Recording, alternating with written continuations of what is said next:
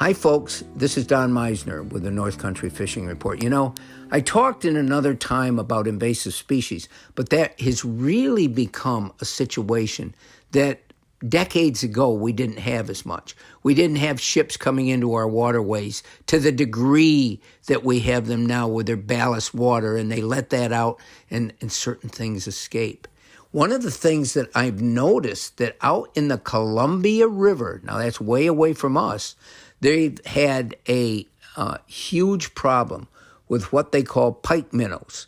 And these aren't minnows. These are a fish that's invasive that is threatening the salmon population in the Columbia River. So what the departments of conservation, each state it has a different name. In our state, it's the DEC. But what they've done is they've offered a bounty to people that can catch these fish and kill them. And as crazy as that might sound, because we don't give a bounty, but we've said you got to kill every goby and so forth. And in the meantime, the gobies have expanded to such a degree that it's almost like fighting a forest fire with a squirt gun.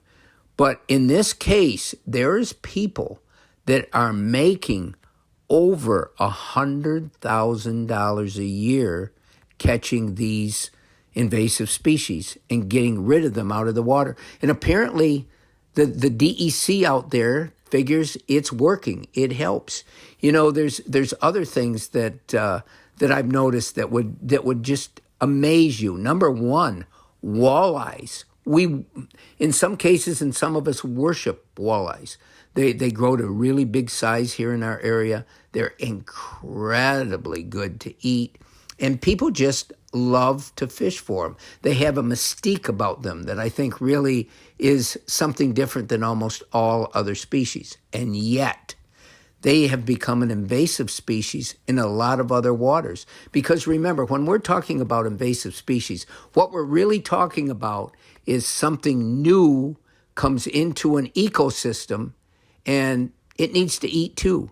It needs to, not only is it taking away food sources for other fish or other animals, but it also is eating certain things that now become endangered because they're being eaten by something that wasn't there before. And walleyes will really affect trout and salmon populations. So in areas where there's trout and salmon, when walleyes do come in, even some of our Finger Lakes, there's walleyes that have come in there and they want you to catch all of them you can because of the danger. Now let's look at one other invasive species that I was amazed about.